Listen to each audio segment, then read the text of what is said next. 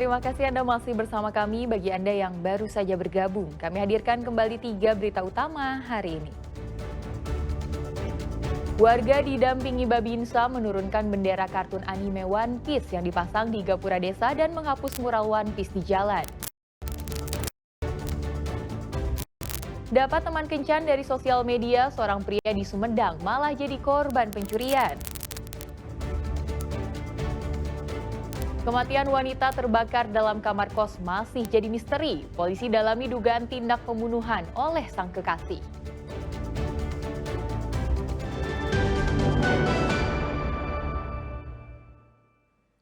Seorang waria di Sumedang menjadi korban pencurian dengan kekerasan oleh teman kencan yang baru dikenalnya melalui media sosial.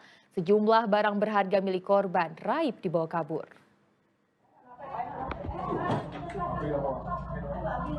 Pria ini tak berkutik saat diringkus oleh tim Resmob Satreskrim Polres Sumedang di kediamannya di wilayah Pangandaran.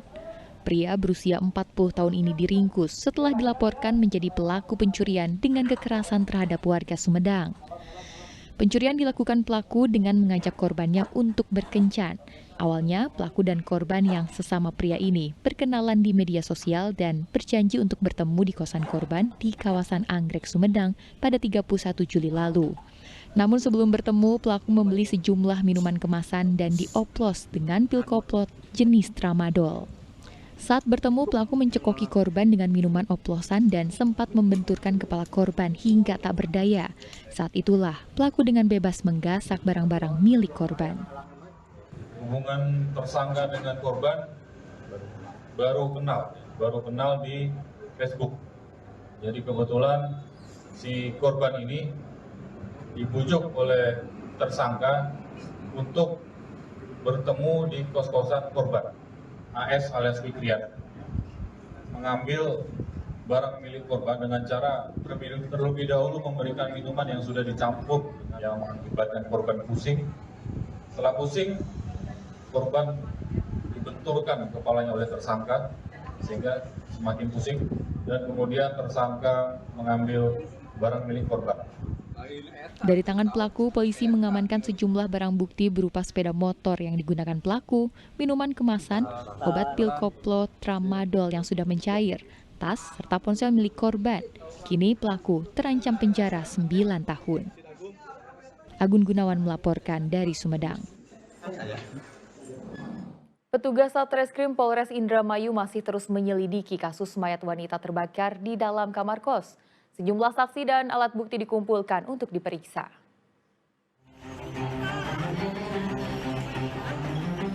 Upaya penyelidikan terus dilakukan petugas Satreskrim Polres Indramayu guna mengungkap kematian Putri Apriyani. Wanita muda berusia 21 tahun itu ditemukan tewas dengan luka bakar di dalam kamar kosnya. Petugas telah melakukan serangkaian pemeriksaan mulai dari olah TKP, autopsi hingga memeriksa keterangan sejumlah saksi, termasuk orang tua korban. Petugas juga telah menyita sejumlah barang bukti berupa ponsel korban, tas hingga ponsel dan sepeda motor milik kekasih korban yang merupakan seorang anggota polisi. Hingga kini petugas masih menunggu hasil autopsi guna memastikan penyebab utama kematian korban. Petugas juga mendalami rekaman CCTV guna melihat orang terakhir yang berada di dekat korban. Meski ada dugaan korban dibunuh sang kekasih, namun polisi menegaskan masih melakukan pemeriksaan.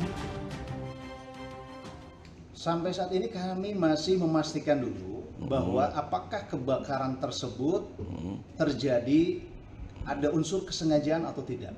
Jadi kita harus membuktikan dulu penyebab kebakaran tersebut sehingga kita memanggil yang pertama kita olah TKP dari Nafis, kemudian laboratorium forensik juga karena untuk mengetahui penyebab kebakaran. Kemudian juga kita untuk mengetahui penyebab korban tersebut meninggal. Karena apa? Kita juga lakukan otopsi. Kita masih menunggu hasil otopsi dan laboratorium forensik. Nanti kita mengumpulkan alat bukti yang lain, saksi-saksi, pendalaman terhadap bukti-bukti yang ada di TKP. Kasus kematian Putri Apriyani sebelumnya menggegerkan warga Indramayu. Wanita berusia 21 tahun itu ditemukan tak bernyawa di kamar kosnya di Blok C Blok, Desa Singajaya, Kabupaten Indramayu dengan luka bakar di sekujur tubuh. Maruli Habibi melaporkan dari Indramayu.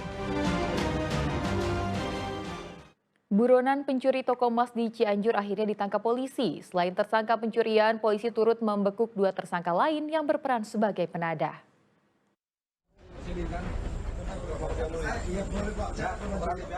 Sempat jadi buronan, pria ini tak lagi bisa lepas dari jerat hukum. Ia dibekuk di tempat persembunyiannya di Tanjung Sari, Kabupaten Subang, Jumat dini hari. Aksinya menggasak toko perhiasan emas di Desa Muara Kadu, Cianjur pada 28 Juli silam, membuat korban merugi hingga 165 juta rupiah, dengan rincian 154 gram emas dan uang tunai 41 juta rupiah. Tersangka lantas membeli 2 unit sepeda motor, sementara saat penangkapan, polisi menemukan barang bukti berupa uang 2 juta rupiah dan beberapa perhiasan.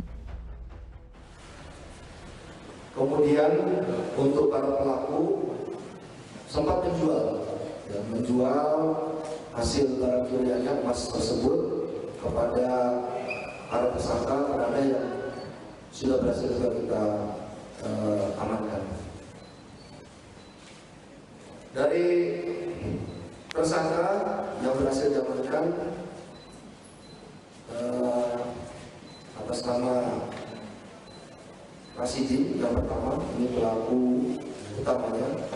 Kemudian yang kedua ini atas nama Soleh, dan yang ketiga atas nama Abdullah. Polisi turut menangkap 2 tersangka lain yang merupakan penada hasil kejahatan dan terancam 4 tahun penjara, sedangkan tersangka utama terjerat 5 tahun penjara. Rendra Gozali melaporkan dari Cianjur. Kewajiban membayar royalti musik di hotel dan tempat makan saat ini tengah ramai diperbincangkan. Kepala Kanwil Kemkum Jabar menyebut royalti tersebut bukan untuk pemasukan pemerintah, melainkan kompensasi bagi pencipta musik.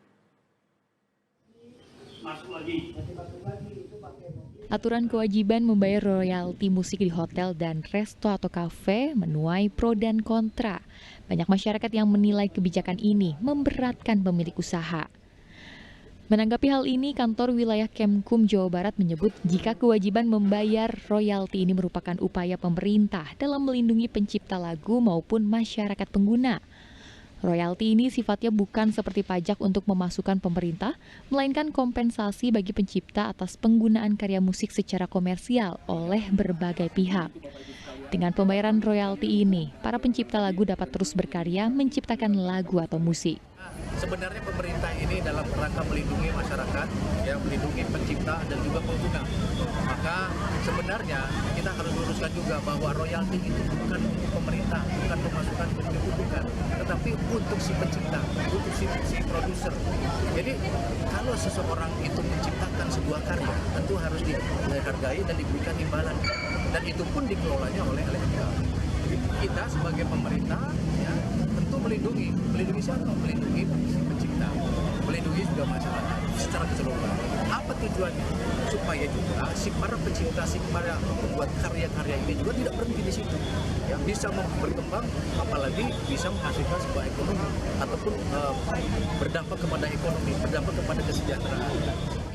Kewajiban membayar pajak royalti ini dibebankan untuk pemilik usaha. Namun masyarakat khawatir kalau aturan ini akan membuat harga-harga di tempat makan semakin mahal. Dari Kota Bandung, Muhammad Rizal melaporkan.